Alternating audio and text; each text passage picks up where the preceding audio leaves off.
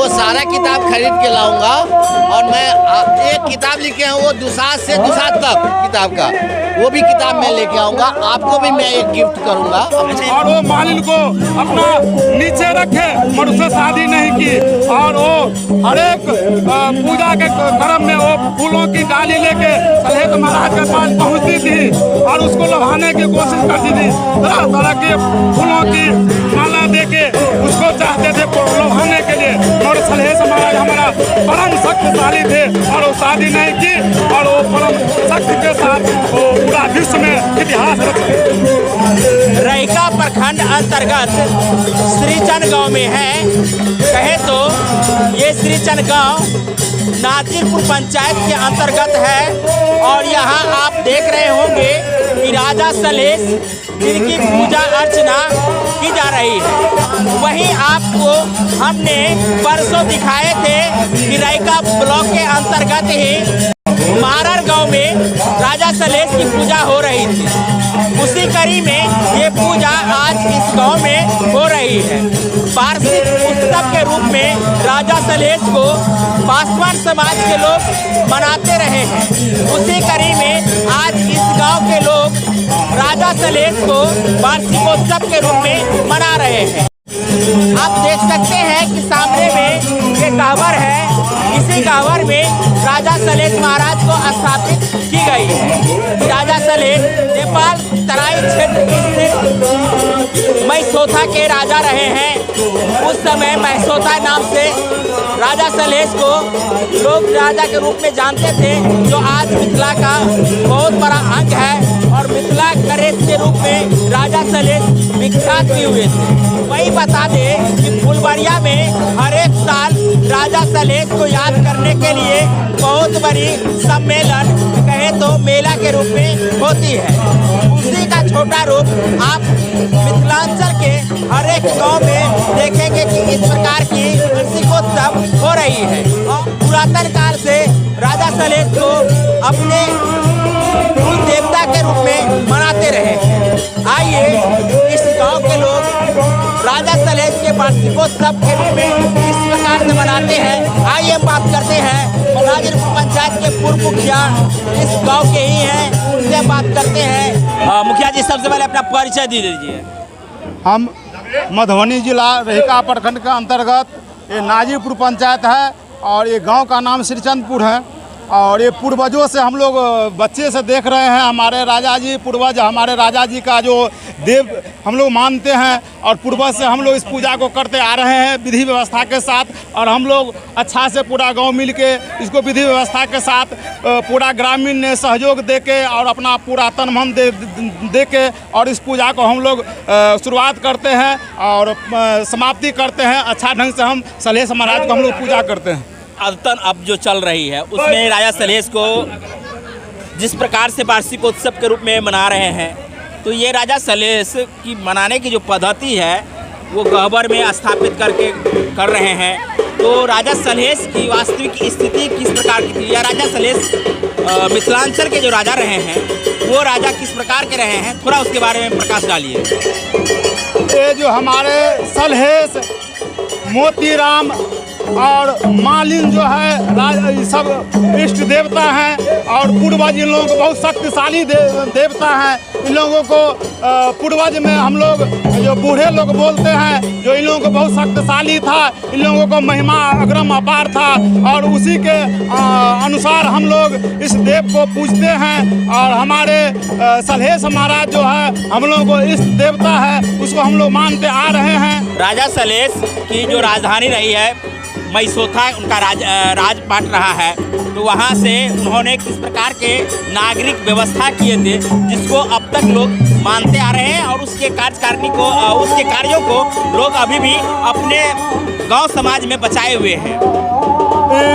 पुरातन जमाने में सलहेस स्थान एक नेपाल में थे, वहाँ इसका पूर्व स्थान स्थापित थे और वहीं से इसका प्रचार हुआ है। जो वहाँ वो पूर्वज में वो वहीं पर विराजमान थे, ये राजा सलहेस, मोतीराम, चूहड़मल और जितने हमारे देव ऋषि थे वही नेपाल में बसते थे और वहीं से वो लोग अपना कर्माति दिखाते थे और कर्माति दिखा के बहुत शक्तिशाली के साथ हम लोगों को परिचय दे रहा था।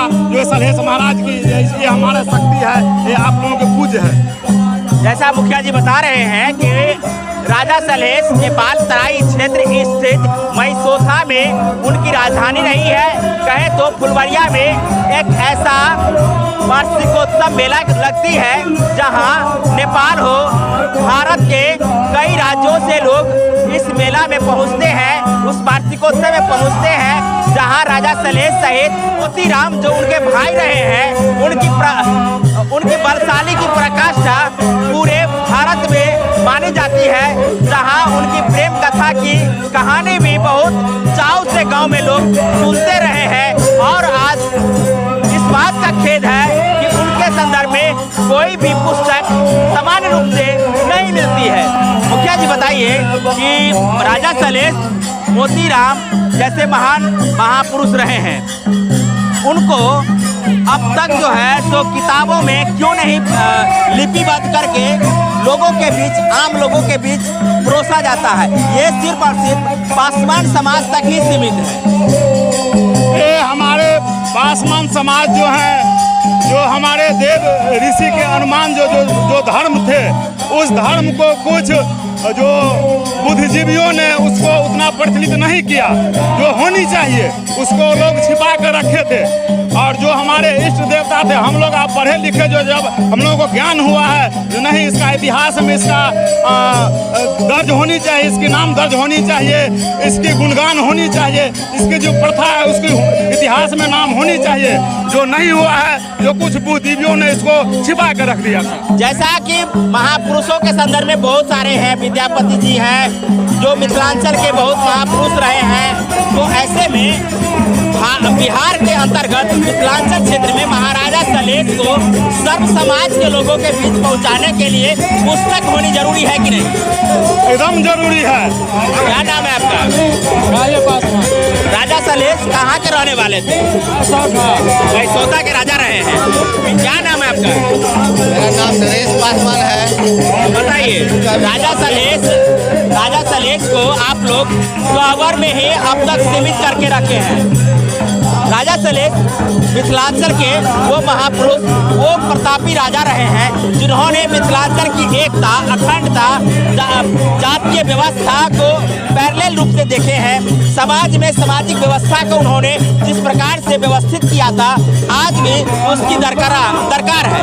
लेकिन उनके इतिहास को सिर्फ पासवान जातियों तक ही सीमित रखे हैं। उनको हर एक समाज तक ले जाने के लिए पुस्तक की आवश्यकता है, या कहे कि इतिहास की आवश्यकता है जो अब तक नहीं लिखी गई है। तो आने वाले समय में क्या इसके इतिहास को लिख करके हर एक व्यक्ति तक पहुंचाने का कार्य किया जा सकता है, या इसी प्रकार से पूजा करके समाप्त कर देंगे?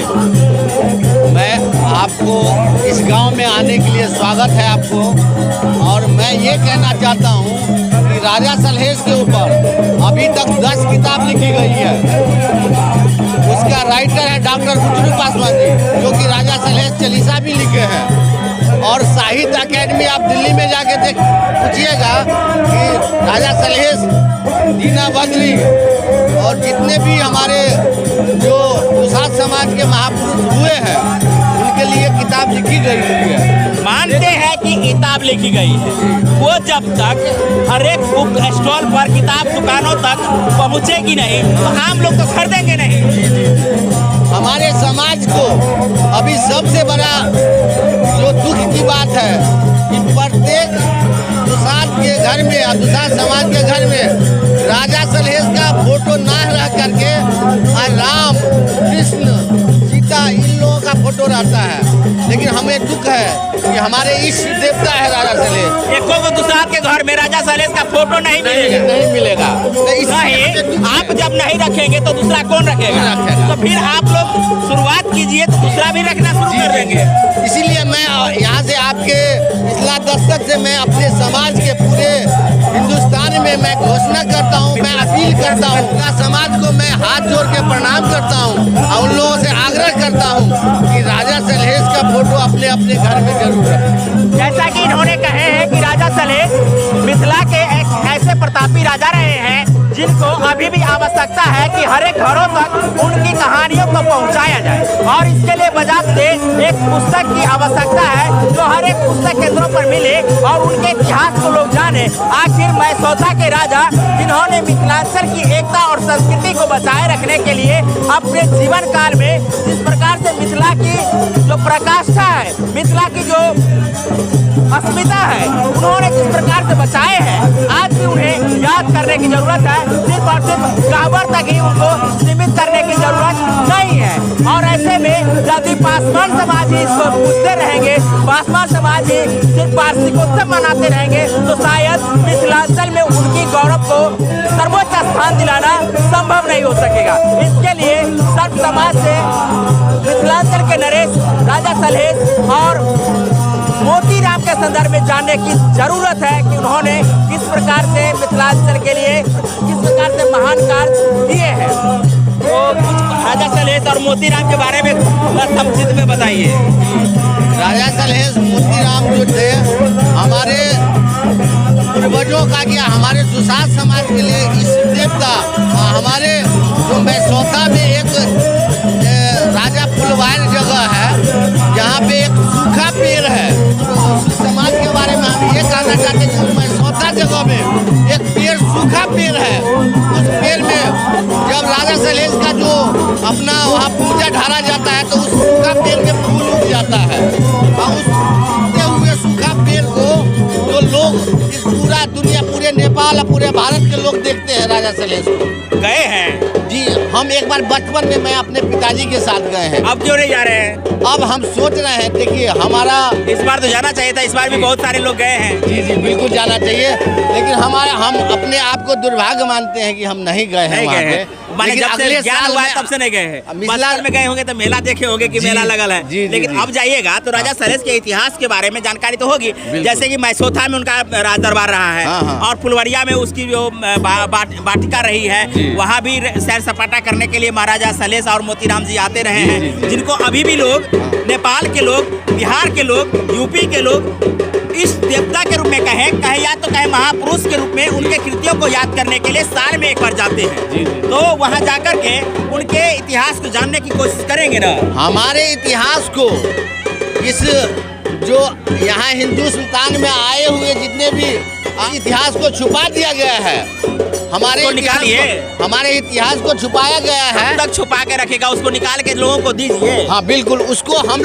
आपसे मिथिला दस्तक को हम क्या कहते हैं, हमारे गांव में आज पधारे हैं आप लोग, बहुत बहुत धन्यवाद के पात्र हैं। जो हमारे क्या कहते हैं गांव को, राजा सलहेश पूजा को, उसको आप जो है इसको आप मीडिया में दे रहे हैं, उसके लिए मैं आपका बहुत बहुत धन्यवाद के पात्र हैं आप। और हम ये वादा करते हैं कि अगले बार से हम जो भी पुस्तक जो दिल्ली में साहित्य अकेडमी में जो राजा सलहेश के ऊपर लिखे हैं, राजा सलहेश के संदर्भ में दिल्ली साहित्य अकादमी में इनके द्वारा लिखित पुस्तक है। ये राइटर डॉक्टर बुचरू पासवान जी हैं, जो राज इंटर कॉलेज दरभंगा के वो प्रिंसिपल रह चुके हैं, रिटायर हो चुके हैं। तो वो लिखे हैं, कम से कम 10 किताब लिखे हैं, एक दिल्ली। तो मैं वो सारा किताब खरीद के लाऊंगा। और मैं एक किताब लिखे हैं वो दुसाध से दुसाध तक, उसका नाम है दुसाध से दुसाध तक, उस किताब का वो भी किताब मैं लेके आऊँगा, आपको भी मैं एक गिफ्ट करूँगा। अच्छा ये बताइए, मैं आपसे सिवाय पासवान जाति जो आप लोग कहते हैं कि राजा सलहेश दुसाध जाति से रहे हैं, उनका जन्म कुल देवता के रूप में आप लोग पूछते हैं।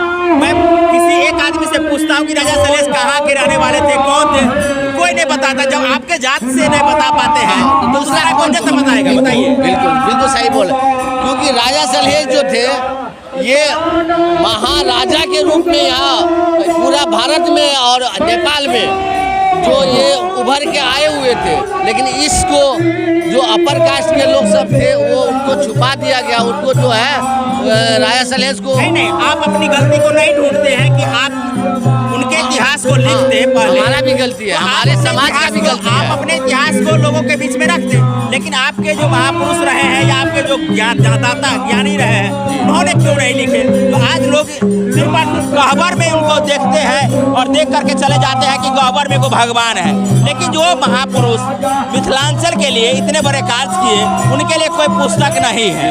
लोग नाच में उसको गा करके सुनते हैं, लेकिन उसका कोई लिखित इतिहास नहीं है। तो चाहेंगे कि आप लोग उनको एक इतिहास बनाइए और आम लोगों के बीच में दीजिए, ताकि राजा सलहेश, मोतीराम और उनके जो पूर्वज रहे हैं, उनके पिता रहे हैं, उनके बाद वाला पीढ़ी रही है, उनके संदर्भ में लोग जान सके। सर, इस गांव में श्री चंद्रपुर में हमारा एक ट्रस्ट है। उस ट्रस्ट का नाम है doctor Kabir Ambedkar foundation trust. मैं उस ट्रस्ट के थ्रू मैं इस गांव में बहुत काम करने जा रहा हूं। एक लाइब्रेरी बनेगा बाबा साहब अम्बेडकर के नाम से, कबीर साहब का।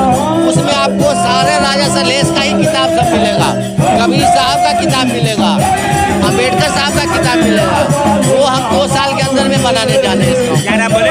नरेश पासवान मेरा नाम। ये है नरेश पासवान जी, और इन्होंने कहे कि हम अपने ट्रस्ट के माध्यम से यहाँ एक लाइब्रेरी बनाएंगे और लाइब्रेरी में राजा सलहेश से संबंधित एवं पूर्वकालीन जो इस वर्ग के जो राजा रहे हैं, चाहे चौहरमल हो या कहें कि मोतीराम हो या कहें कि कबीर रहे हो, कबीर साहब के संदर्भ में, अम्बेडकर साहब के संदर्भ में पुस्तक रखेंगे, जिससे कि लोगों को सही ज्ञान मिल सकेंगे।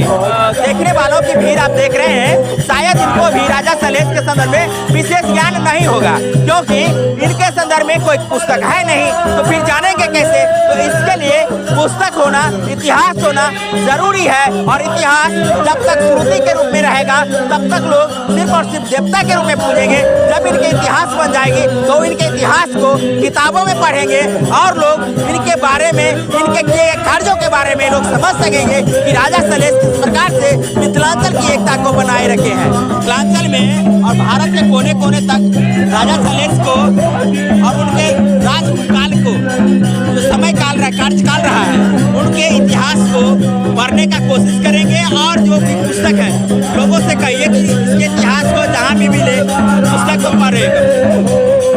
हम लोग विश्वास के साथ आपको मिथिला दशक के सामने हम लोग अपना अनुमान रखते हैं और देखो आपको विश्वास दिलाते हैं।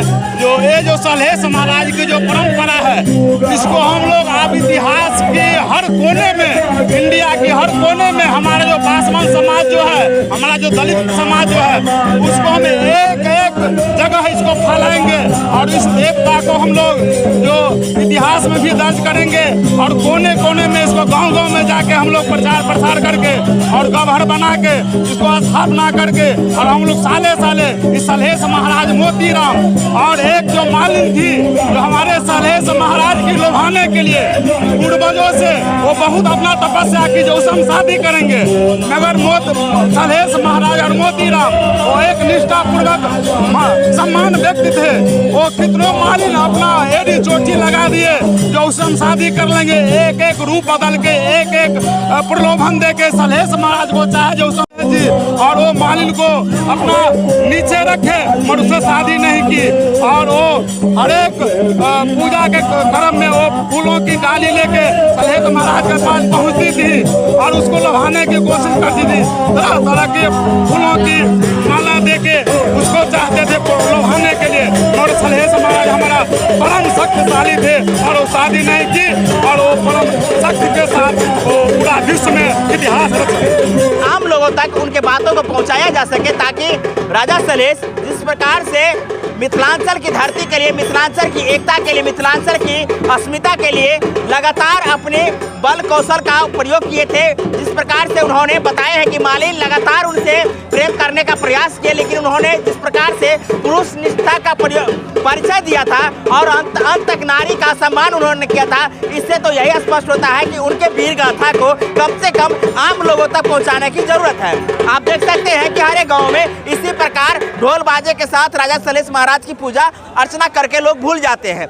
किसी के घर में आज राजा सलहेश का या दीना भद्री हो या कहें कि मोती मोतीराम हो, उनके फोटो नहीं मिलेंगे, लेकिन और लोगों की फोटो मिल जाएंगे। तो आप लोग इनके घर से ही पहले पूछिए कि इनके घरों में आखिर राजा सलहेश, मोतीराम, मालिन जैसे महापुरुषों ऋषियों की फोटो क्यों नहीं है। जब ये लोग लगाना शुरू कर देंगे तो आम लोग भी लगाना शुरू कर देंगे। इसी आशा और प्रत्याशा के रूप में हमने आज आपको मधुबनी जिला के रैका प्रखंड के नाजिरपुर पंचायत के श्री चंदपुर के गांव में स्थित जो आज पूजा सलहेश पूजा के रूप में, सलहेश उत्सव के रूप में जो कार्यक्रम हो रही है उसको दिखाए हैं। आप लोग भी कमेंट करके बताएंगे कि राजा सलहेश और राजा सलहेश के वंशज और राजा सलहेश के जो इतिहास रहे हैं, उनके कार्यकाल रहे हैं, उनके संदर्भ में आप लोग को जो जानकारी हो तो आप लोग भी कमेंट करके बताएंगे। और साथ में आप लोग के क्षेत्र में यदि राजा सलहेश के संदर्भ में कोई ऐतिहासिक पुस्तक हो तो आप लोग जानकारी देंगे, ताकि अन्य लोग भी जानकारी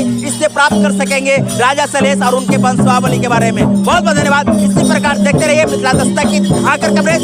हम आपको इसी प्रकार दिखाते रहेंगे मिथिलांचल की वो कृतियाँ जिसे कि अभी भी लोग छुपा के रखे हैं, या कहे कि अभी भी सामान्य रूप से सभी लोगों तक नहीं पहुँची है। बहुत बहुत धन्यवाद। जय हिंद, जय भारत, जय मिथिला।